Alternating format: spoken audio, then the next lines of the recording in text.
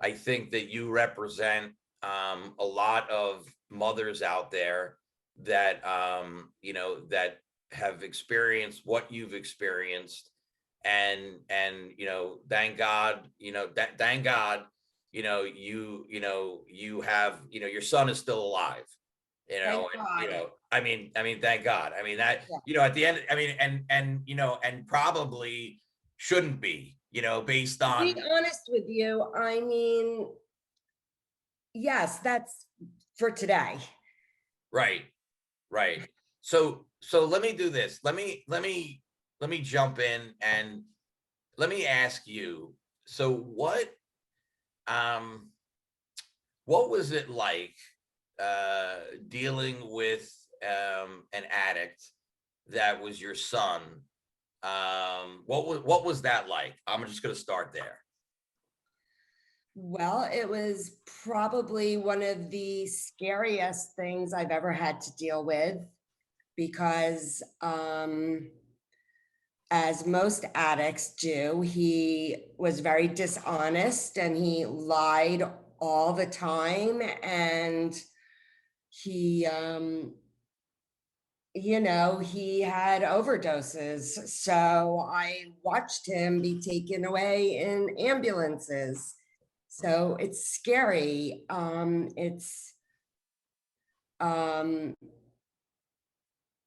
all I can say is it brought out the fear in me like nothing else ever had. Um, my son was a straight A student in high school. He was the president of his class 4 years in a row. He was friends with everybody. He was, had a perfect little life going on. He got into the college of his dreams, University of Michigan, which is really when, the straight A's started not being straight A's. And the sweet boy that he was started disappearing. He started to lose his soul. And that was scary. When You know, did you realize, now that you've, and I'm sure that you've spent some time reflecting, when did you realize that there was a potential problem? I he hit it very well with the good grades, I have to say. Had his grades not been as good as they were, I probably would have seen it sooner. But that was like a camouflage. So I guess when I started to really see that there was a serious problem was when he started withdrawing from classes instead of continuing with the class and allowing it to affect his GPA. I also, he was arrested with drugs on him when he was 19 years old, I think it was. Life started not being happy and fun anymore. It started to become apparent that his drug use and his smoking weed and his drinking and his whatever else he was doing that I didn't know about, wasn't fun for him anymore. I started to notice he was secluding himself while doing it. I started to notice he wasn't having fun at school like he should have been. He, as I said, his personality started to really change. You started to notice at 19, but younger, was there, now that in retrospect, is there anything, there's family members that are going to see this video, and they're going to ask, they're going to want that education, that, is there anything they should look out for? Is there anything that you would have done differently? It sounds like, he was able to hide it, like you said, and in high school he was able to get through it, and yet grades are a big deal, and one of the first indicators that something's wrong if they go down, all of that stuff. Just wondering if there's anything in retrospect.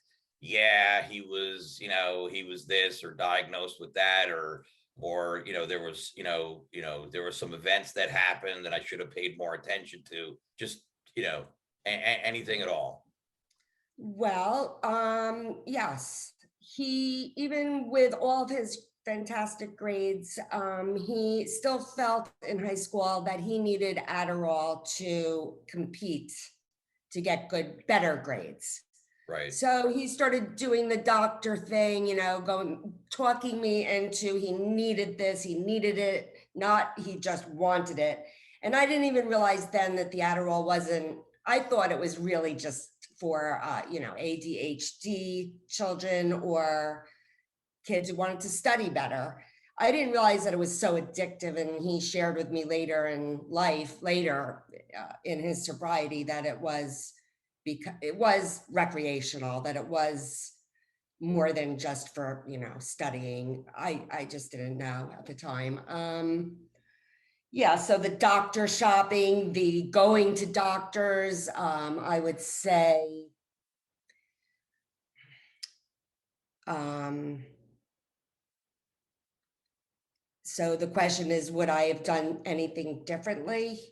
Maybe I would have gotten out of his way a little sooner and allowed him to feel the pain instead of trying to fix him all the time, or save him, Mm. whether that be financially or with, getting him lawyers or, bailing him out. No, that's a great point. Can you talk more about that? Because, in clinical terms, you're alluding to, things like codependency and enabling and all of that.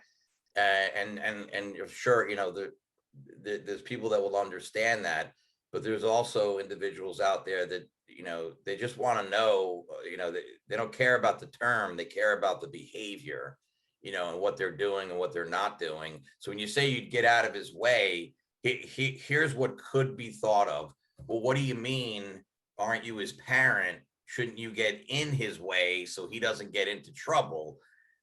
What do you mean by get out of his way? Well, I did do that for a very long time until I realized it wasn't working. He was still using, he was still doing still doing drugs, and his life started spiraling downward. What I mean by getting out of his way is to allow him to hit his bottom, to feel the pain of the consequences of his drug addiction and abuse and drug abuse. So I was always there to help and to fix. So why should he hit a bottom? I was in his way of hitting his bottom. Got it. Got it. So you were really part of his spiral downward. I would say I In essence. was. And I'm a mom, moms fix, moms save. Right. Right. Um, but it took time, and I finally got it that what I was doing was not helping, it was hurting. Hmm. What did you do to get to that point? How did you, that's like counterintuitive to the very instincts that make moms and dads, but mostly moms. Like, what did you do to get to that point in order to battle this disease?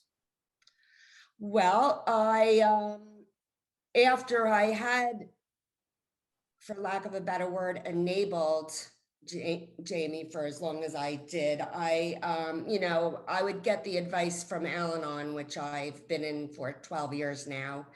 They would tell me in Al-Anon, I needed to get out of his way. I had to stop saving. I had to stop fixing.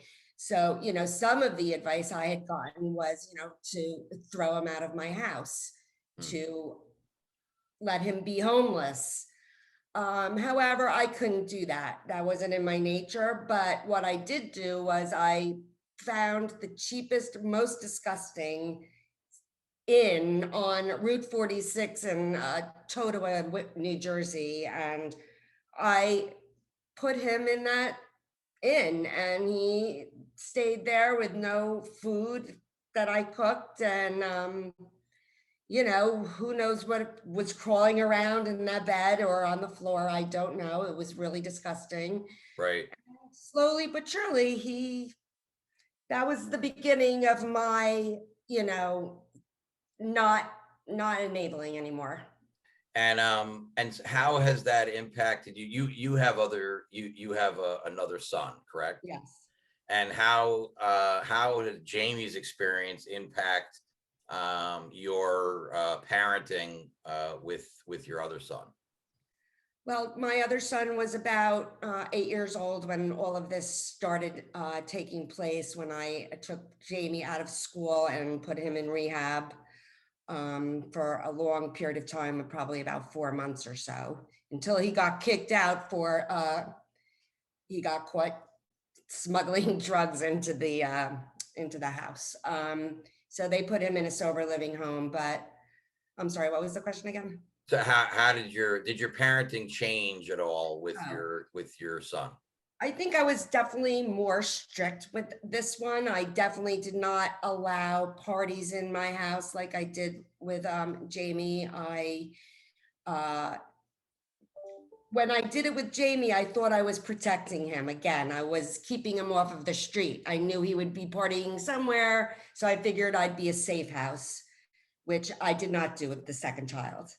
Right. Um, yeah, so I think I did a lot of things different, but my second child was also afraid to do the things that he saw his big brother do. Okay, no, that's fair enough. Jamie put a nice career together regarding his treatment experience, and what while he was in treatment, and this is a multi-layered question, but what I would like to know is what was your experience as his mother, as his caretaker, as the point person in his treatment experiences with him during his treatment?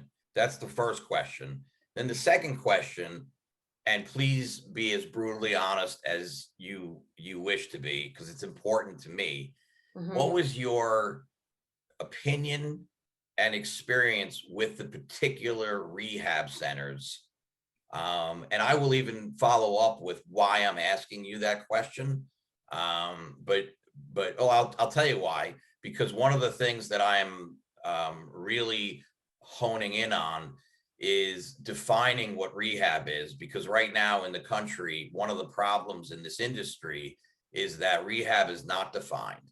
And one of the problems that I have as a legitimate professional who has dedicated his life's work to this is that any idiot can open up a rehab right now, and it's embarrassing to the entire, and that's nationally, and it's embarrassing that a lot of unqualified, unprofessional people are entering the space, and it's really it's very, very troubling to me.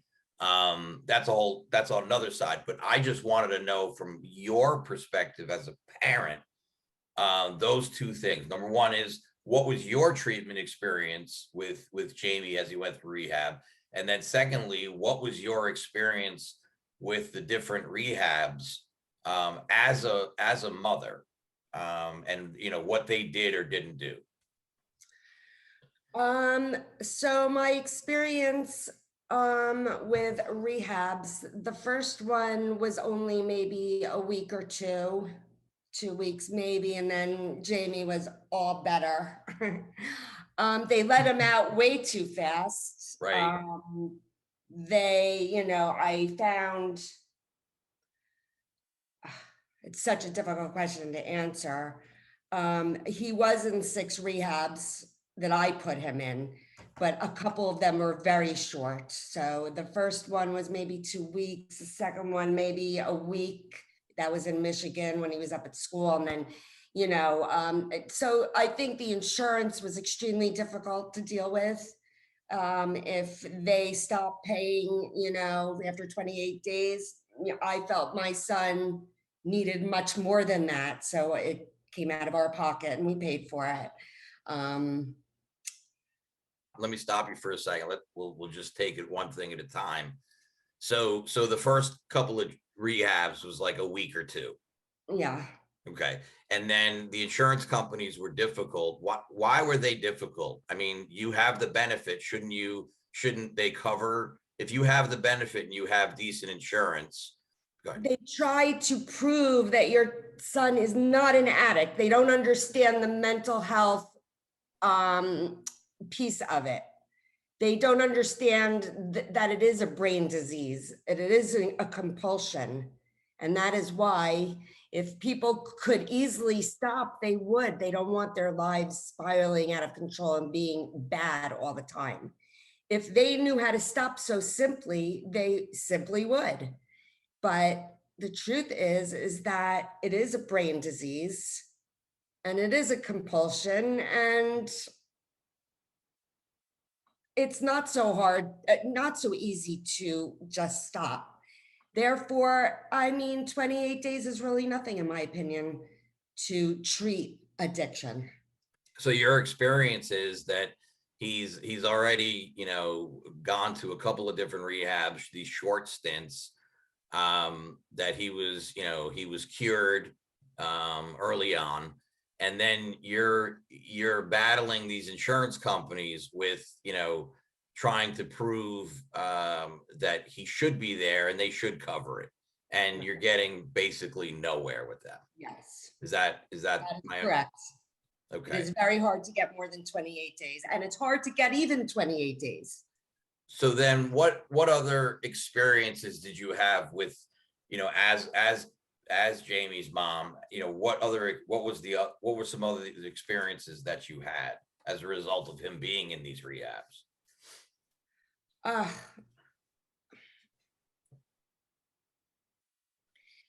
the first few, as I said, were just a few weeks, and then the next one was 3 to 4 months at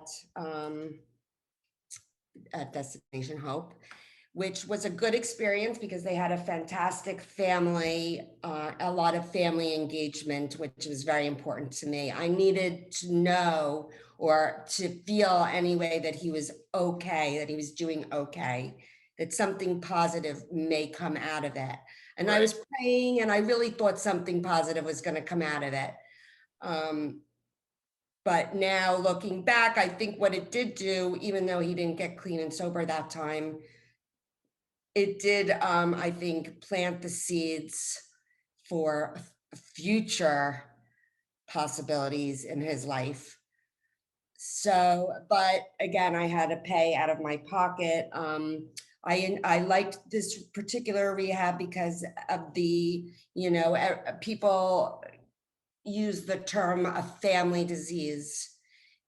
This hurts the whole family. It's No not just question. me and Jamie. It's my child. It's Jamie's stepfather, my husband. Everybody in the family was affected at some point Right. by it.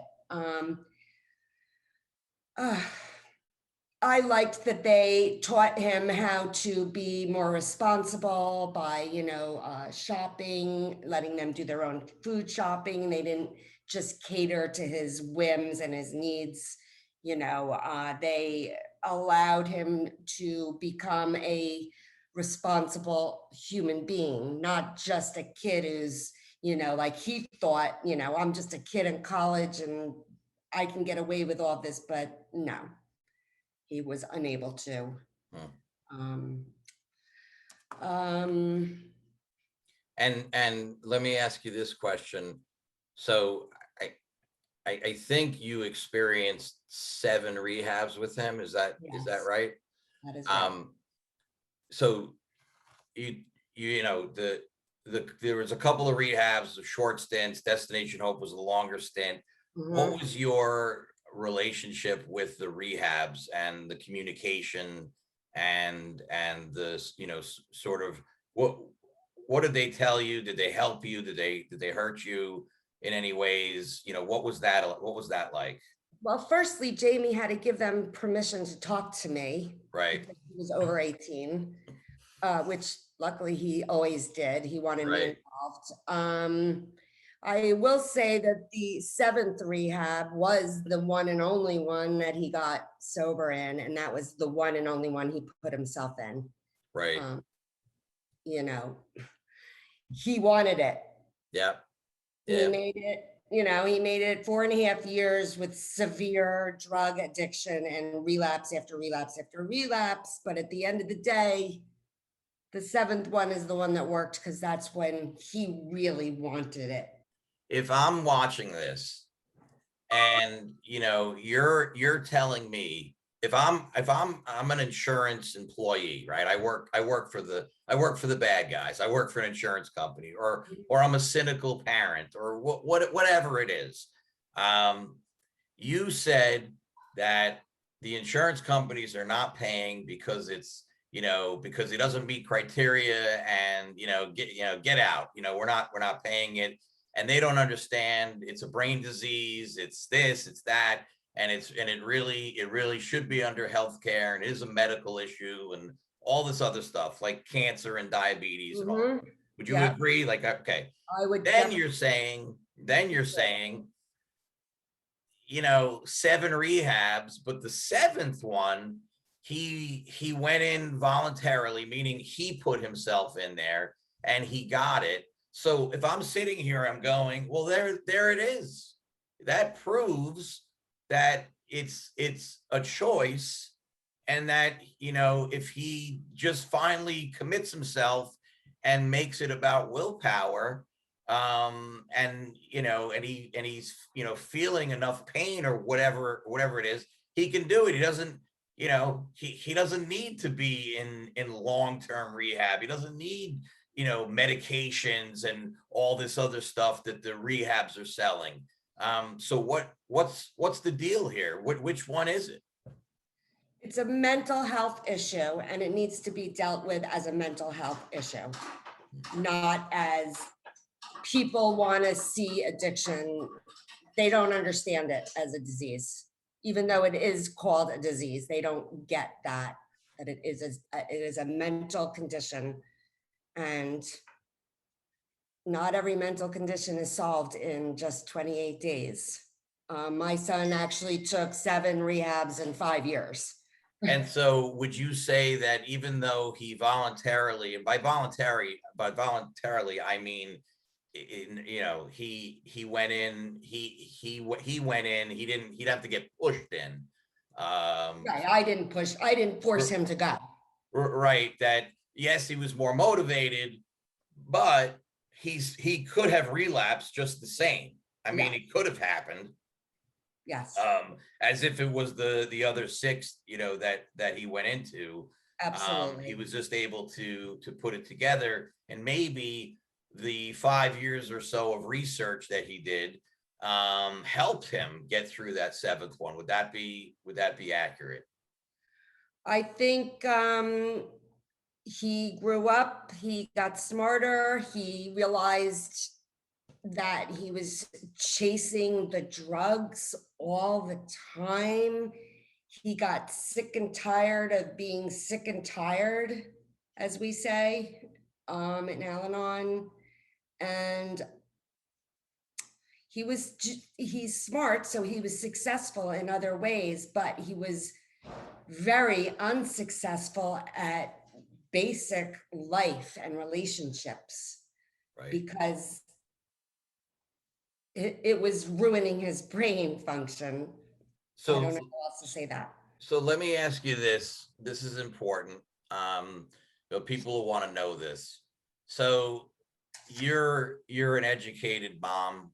Um, Unfortunately or fortunately, however you want to view it, within the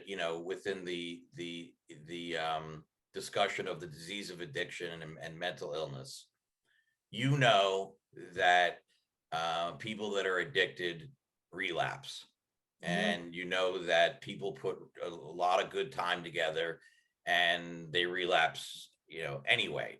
Right. They don't mean to, they don't want to, but it happens. As a parent, either it's sort of a twofold question. What would you do if, God forbid, your son relapsed? And it could be short term, long term. That's one of the questions. And the other question is, what would you tell a parent right now that's sort of going through this incredible, dangerous process, where maybe it's real shaky right now, that somebody has, 14 days clean, or less, has never been to treatment, or maybe has experienced 1 or 2 treatments, just at a different sort of level. But the first question is, you've got all this education, you've done Al-Anon, you're taking care of yourself. What would you do, God forbid, if something were to happen? If my son relapsed at this Yeah. point in time after 7 years of sobriety, Yeah. well, firstly, now he's a 32-year-old man who lives his own life outside of my home. I would talk him into going to a mental health program and getting the mental health that he needs. I would absolutely be afraid that he would possibly kill himself another time out. Obviously, the emotions that you would have, we can't even speculate, nor do I want you to in this discussion. But you would see that, hey, you'd push him towards, you really need to get some serious help. This is insanity, and you would be worried that he may take his own life. Or overdose, Right. is really what I was referring to. Okay. Because there's so much more now to drugs than they were even just 7 years ago. You throw in the fentanyl and other outside street drugs, you don't know what's in it. And that's how I believe people are overdosing so often now. Right. Right. And so the other half of that is there are families out there right now that, they've got a son like you have a son, same thing, and they're early in the process, and they're like, really, 5 years, 7 rehabs, what am I, he's sleeping up in his room right now. He hasn't touched his drugs or whatever in 2 weeks. He's doing really good. He's taking the garbage out. Isn't it over? I wouldn't believe a word he said after my experience. Right. It is a fact that drug addicts lie, cheat, steal. They lose their soul, as I was saying. I don't have any other better explanation for their behavior, but that I know for a fact. What I would tell them is not to believe. I would say they first need treatment, and then they need to live in a sober living home so that they learn how to live sober. And do the best you can. As a parent, I feel that they should still be loved, but there are certain things that I felt as a parent. You have to. I don't even know how to explain this. I'm sorry. I No, don't even. you're doing great, and I think what comes across, Karen, is how painful this is, and how emotional it is, and how it lives with you every day, and I Yeah. think that comes across, and that makes it real, and it's important. It's important to be able to discuss it. It's important for you to have support, as you know. Let me switch it to, like, some good news or some happy stuff. Good. Yeah. So what's it like now? If you can sort of look at then, and that was then, this is now. So what's it like having Jamie sober? In terms of just, we often talk about the comeback, and listen, I love the comeback rather than the setback. And it's a great story, for a lot of reasons. And his story is great, just like all the people that, that recover and truly recover, Mhm. and thrive. It's wonderful. What is that like for you as a parent to witness it? And we know no one's perfect. We know that, sober or not, no, nobody's perfect. So it's not even though we'd like to be, but we're not. What is that like for you? Well, I mean, I got my son back. He slowly but surely, came back to me, the person that he was as a child, as growing up into his college years. He was a sweet child. He was very clean and neat and very, meticulous about how he looked all the time. And he's back to that. When I think back of when I was looking for cures for him, one of the things I looked at, because I was so desperate, was shock therapy. Hmm, And now that I see him clean and sober, I just thank God that I didn't do that, because I could have ruined his brain. right, Um, we are very close now, which is wonderful. We have a fantastic relationship. He's best friends with his younger brother. He's close with his stepfather, my husband. He's got more friends. He lost all his friends in his addiction, right, um, literally, really, literally.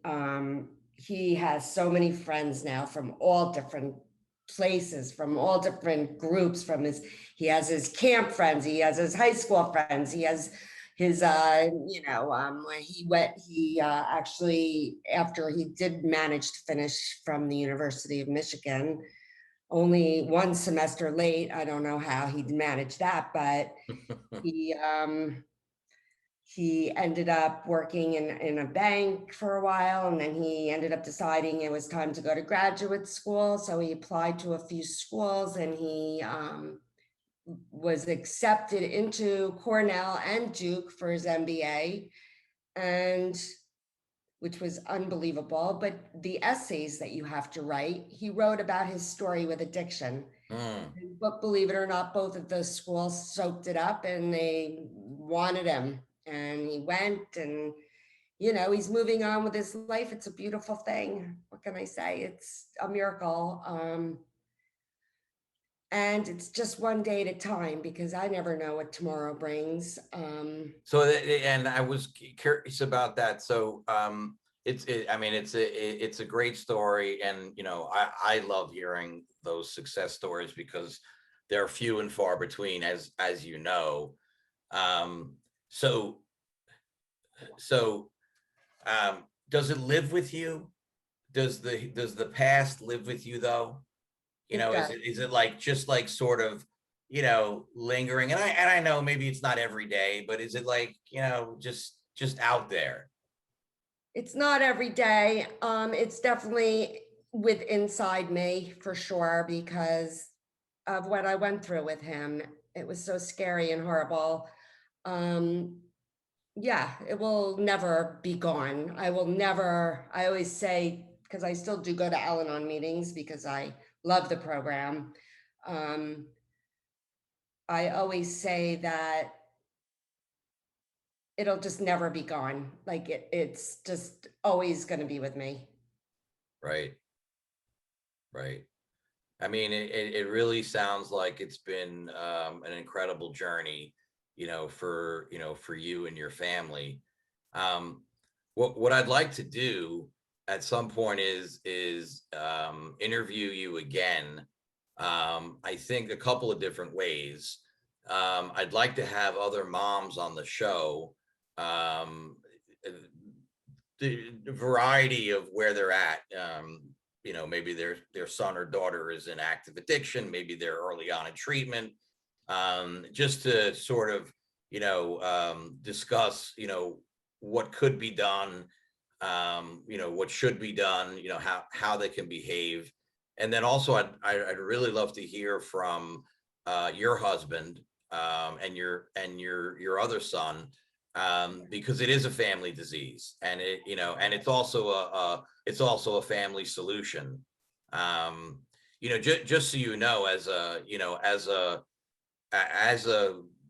clinical expert, there's a lot of discussion, um, now, and there's always been a lot of discussion, but now more than ever about what success looks like, as it relates to a rehab.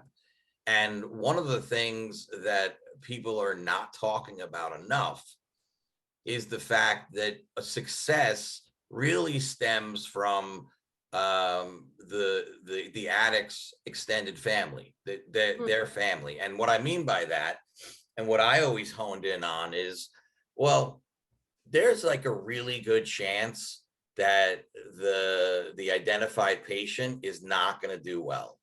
That it sometimes it takes 6 or 7 rehabs and 5 to 10 or 15 years to really get it, to really get through and really understand how damaged you are and what you've actually done. Rather, as far as rehabs go, and I think they missed the boat on this, it's really it boils down to, well, is mom and dad dating again? Are they sleeping? Are they eating? Are they okay if the phone rings?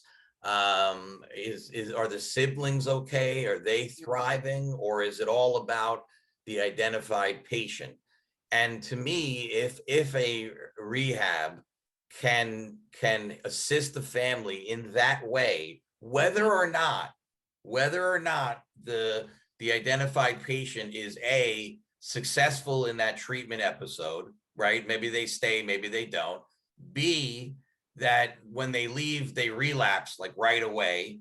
Or C, a sort of a combination of, yeah, they're doing okay, but the family has decided, you know what, call us in 6 months when we know you have 6 months clean, or call us in a year, or whatever the dynamics are. But the family has shifted away from allowing the disease to control them. See, to me, that is success. That is, if a rehab can put a family on that timeline, you can really hang your hat on relapse rate. I'm sorry, on success rates. And because a lot of times an identified patient relapses because the family doesn't change. This. Yeah. Here's my son, fix him. And in 90 days, I'm gonna come and I'm gonna pick him up, and he better be fixed.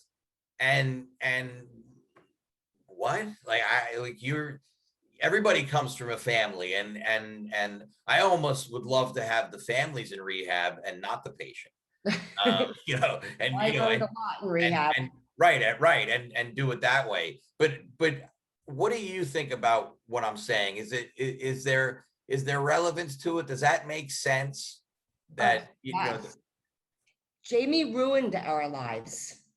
He ruined my life. He ruined my husband's life, and he scared to death out of my child, who was 8 at the time. So, as miserable as he was, we were just as miserable in a different way. And what I've learned after a few years of dealing with this is no more. I can't let him ruin all 3 of our lives anymore. It just really got old. So that's when it started to kick in a little more for me, that I needed to follow a program. Got it. So I'm going to wrap this up, but I'm going to say a couple things personally that I sort of have saved up for the end. So number one, you were one of the few parents that I stayed in touch with over the years. Really? And I mean, it just happens, I mean, I stayed in touch with several, but to me, after running a rehab for 15 years, there's thousands of parents out there. Right. But your participation both during treatment and then after treatment, and then the things that you've done to improve your life is really miraculous. I mean, I'm really, I'm always curious as to how people do. And certainly Jamie was a very tough case, because of his age and just all the factors that go along with it. And really your entire family should be applauded, and also studied, frankly. How did you do it? And you don't have to be perfect. It's not perfect. And the Not other thing I want to say is that I'm very proud of Jamie. I'm very fond of him, and I'm very proud of him. And it's wonderful that he's doing good out there, and he's even going to do more things by entering into the behavioral health field. Yeah, I think it's tremendous, a tremendous opportunity for him. And it feels like it's the right path, so to speak. So it's funny, he showed me a couple of emails that I wrote to you. And I mean, I wasn't wrong, that's for no, sure. I But oh know. my goodness. So You're it's the only one I kept in touch with also, no, I because I I felt like appreciate. he got and, the and most. that is part of the problem, is that you're right. It's not 28 days and see you later. And No, I hate that. it's And not at I, all. and I always dislike that. One of the things from a professional's perspective, as far as this industry and the disease of addiction goes, it's really upsetting when families leave, good or bad, right? Good or bad, Yeah. and I never hear from them again. Nothing. Well, you should have a And it's program like, to I keep would in love for it to touch. be I would love for it to be Hanukkah gifts or Christmas gifts under the tree, and nicely wrapped up. And oh yeah, oh by the way, Ben, here's what's happened over the last 6 months to a year. So one of the things that I'm going to be adamant about, moving forward, is continuity of care. And that means that reaching out to the families, reaching out to the recovering addict, Great idea. constantly, so Yeah. that they're aware that help is out there. It doesn't matter if people are sober or not sober, that we're going to help, regardless. And really, I learned that from somebody like you, because there's not parents out there that they just don't do that. And I know that other rehabs don't do that. I know they don't. So really, sort of a full circle kind of thing. Yes, um I hope that you enjoyed this conversation. It was good to catch up with you. very much. Great.